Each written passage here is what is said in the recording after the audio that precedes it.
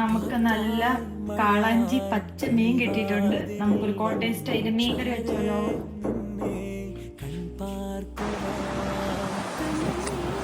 വാ, കുറച്ച് മീൻ വാങ്ങിച്ചിട്ട് തരാം.